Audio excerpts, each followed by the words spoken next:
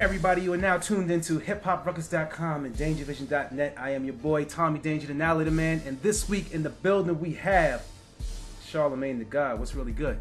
Yeah, Charlamagne the God, the hood general, voice of the gutter. When I speak, the streets listen. Wow, that's what it is. You know what? Tell us how you reached this point thus far within your career. Very briefly. I mean, you want the specifics? Or the specifics, you know, is basically I used to do radio in Columbia, South Carolina. Right. I mean, and Charleston, South Carolina. That's where I actually started my radio career. I was an intern back in like 99 maybe. Right. 99 to 2000. And then 2000, you know, I got my first part-time gig. You know, actually I went from the intern department to the promotions department, then actually the programming. And so it's just basically like, you know, radio has always been my background, man. And you know, I was so good at what I was doing as far as part-time work is concerned. Okay. On Z93, I got hired at Hot 98.9 in Charleston to do a full-time Monday through Friday show, 7 to midnight. And I actually got fired from there. Right. So even though I had the #1 rated show in the city, which, you know, as you know, I tend to rub people the wrong way sometimes. Yeah. I guess I offended the wrong person and ended up getting fired, but I got picked up by the Big DM 101.3 in Columbia, South Carolina.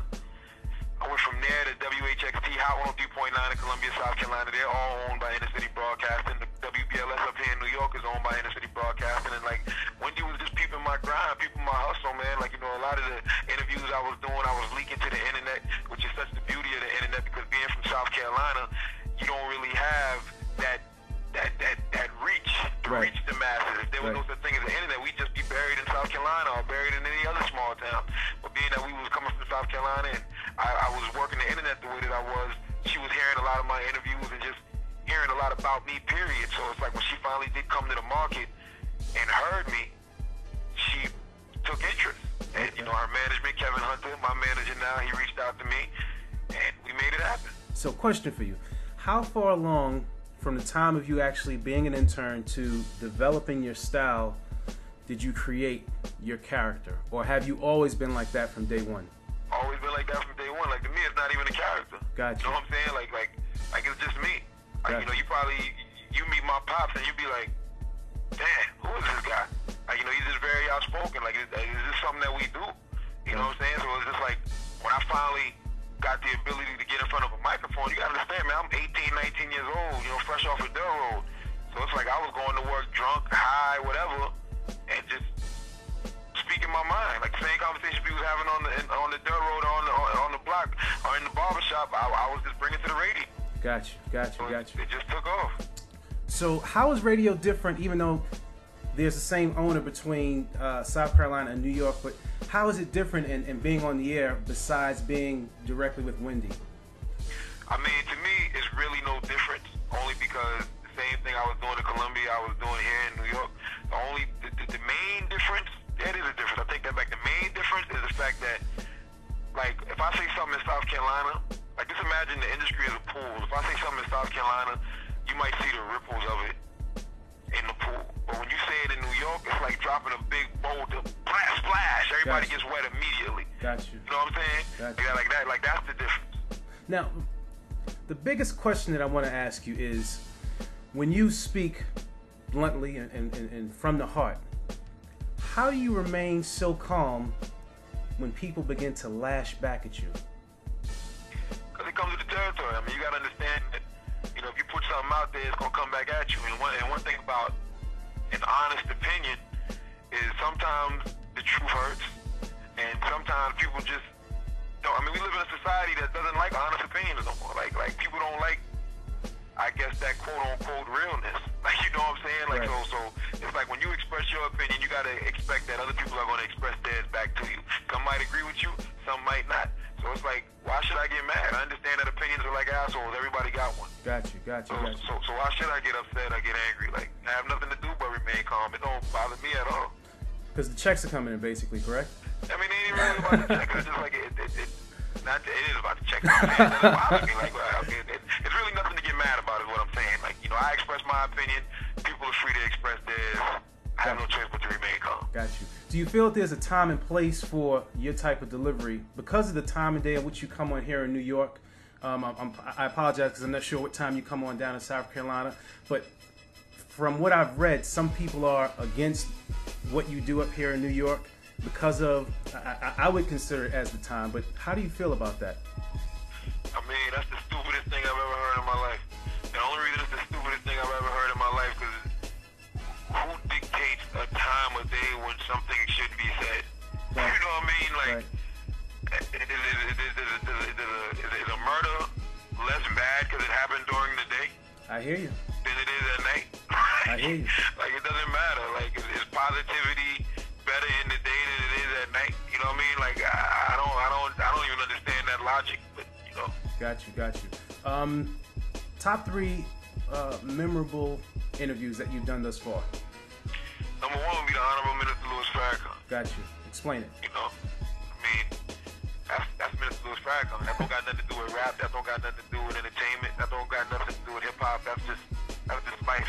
And you know, that was life changing for me because, you know, he kind of touched me and inspired me in a way. It's like, okay, I always grew up watching Minister Farrakhan tapes, and you know how sometimes you meet certain people, right, and they disappoint you. Right. Minister Farrakhan was exactly the man that I thought he was from watching those tapes. Humble, you know, peaceful, you know, just very inspiring. You could just feel the energy of God rubbing off that brother, and just, you know, the things he told me. Like, man, he told me I was a blessing to hip hop, and that I was more than what I appeared to be to other people.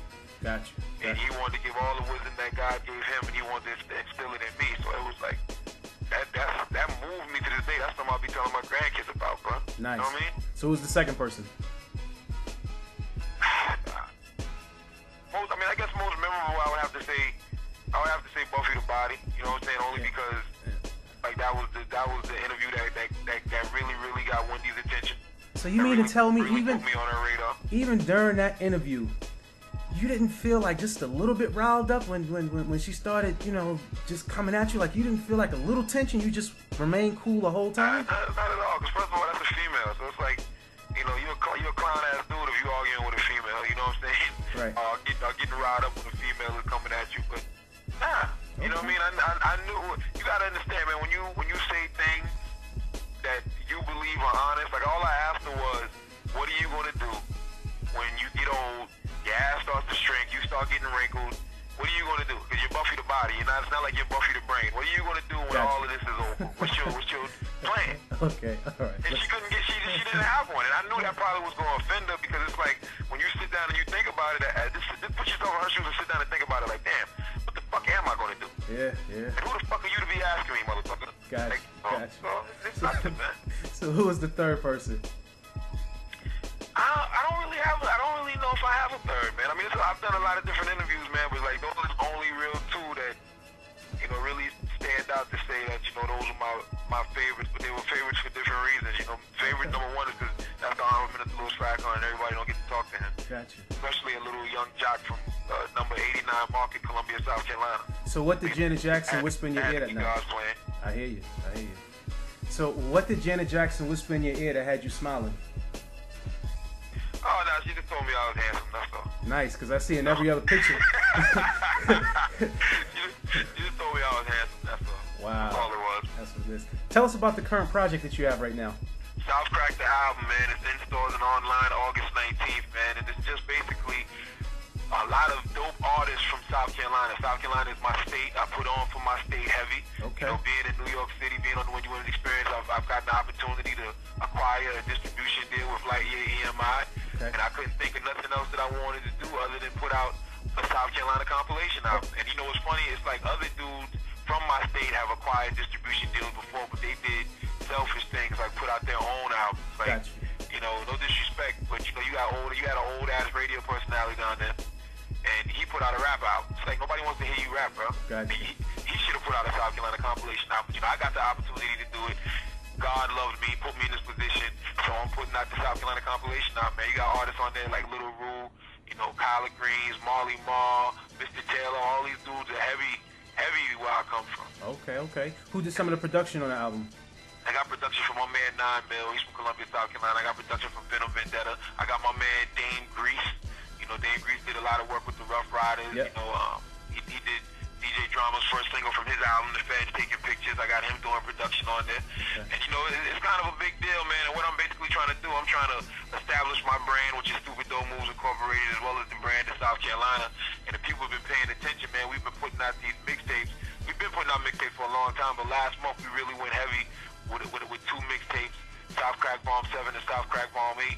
South Crack 7 was hosted by Kanye West and Swiss. Bomb 8 was hosted by Ice Cube and 3 6 Mafia. Nice. And we did a situation with MediaTakeout.com where we released our mixtapes digitally, and we did over 205,000 downloads last month. Nice. We actually got another mixtape coming out tonight, actually. It should hit early this morning. It's actually with DJ Drama and D Woods from Danny D. Kane. Wow. Hopefully we'll do another 100,000 with that.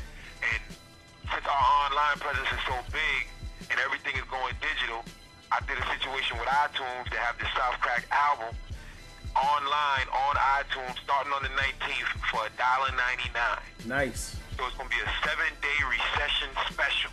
August 19th to August 26th is a 7-day recession special. You can buy the South Crack album for $1.99. And I'm like, damn, if we're doing over 200,000 downloads on mixtapes, I'm thinking that at least 10%, 30% of those people will go buy an album for $1.99. That's right. That's right. So what's actually going to be the first single/video from off that album? Well, we got a record out right now called Presidential. Okay. You know, it's by my man Macadon, and I actually just did the remix to that record, featuring Glasses Malone and Crooked Eye. Okay. From the West Coast and my peoples, you know, love them brothers. So it's like, you know, I'm probably gonna shoot a visual for that. And we got a song by my man Mr. Taylor called Mirror Dance. Okay. We're gonna probably shoot a visual for that. Okay. And my peoples from Orangeburg, South Carolina, they got a dance record called the Elroy. The Elroy is like the biggest dance in the Carolinas right now. If you go to YouTube, they've got like over 800,000 views on a video for Crank That Elroy. It's just a video that they shot just showing people how to do the dance. It's like over 800,000 views on that. So it's like, yeah, we'll do. But the first visual will most definitely probably be the presidential remix with my man Macadon, Crooked Eye, and Glasses. Okay, we're gonna do that actually out in LA. That's what's up. Why don't you give us your MySpace page right quick? www.myspace.com/CTHAGOD, CTHAGOD. Okay. Last question before we break out is, what drives you? What pushes you? What motivates you? Because you are heavily on your grind. You know what I'm saying? Broadcasting between 2 states. You're doing your own side deals. What's your motivation behind it all? God, man. Like, you know, and the reason I say God is because God put us all here to realize our full potential as people on this planet. And, you know, I sit around, man, and I've grown up and I've watched people not realize their full potential, and now they just sitting around, you know, getting high all day, getting drunk all day, sitting under trees, really doing nothing. So it's like, I don't want to die nothing. Gotcha. I mean, I don't mean nothing when I say, because, you know, everybody's somebody, but I just don't want to die with no legacy. Like, I look at brothers like Bernie Mac and Isaac Hayes. Bernie Mac died when he was 50. Isaac Hayes died when he was 60. That's relatively young. Right. But those brothers live full lives, man. You know what I mean? They live full, prosperous lives. They left behind a legacy. They inspired people to be better and to go for more. Right. So it's like, even though they died relatively young, it's like they still accomplished a lot. Gotcha. You know what I mean? And they really died somebody. So that's how I want to go, man. You know what I mean? I want to leave behind a legacy. I want to realize my full potential as a black man on this planet. That's what I want to do. That's what's up, and we wish you much success in all of your endeavors. Why don't you tell us again what markets we can hear you in? Oh my God, we're on to like 20 markets. I can't top of my head. New York, LA, South Carolina, Texas, Louisiana. I know one in Delaware. I don't even know all of them, but those are Toledo, Ohio. Wow. I don't know, man. Well, no problem. No problem. That's what's up. So what's next for you after the album? What's next for you? Well, you know, I'm presently producing a couple shows for BET. You know what I'm saying? Those will actually be out real soon. Okay. Can you give us some insight into what type of shows? You know, what's the concept behind the shows? Well, one's called Respect, and it's just basically respect the DJ, and it's basically asking the question: is the DJ dead in hip hop? Okay. You know, the other one is called Respect. It's called Respect 2-part series, but the other one is called Respect the Female MC. Okay. And you know what happened to the female MC in hip hop. Okay. And you know, that's it. You know, I'm still writing for Ozone magazine every month. That's what's you up. know, and hopefully that's going to develop into a bigger situation. More than likely a book. Okay. So we just keeping it moving, man. man. Nice. Well, we want to thank you so much for coming on the show. This is brought to you by hiphopruckus.com and dangervision.net. Till next week. Flat out.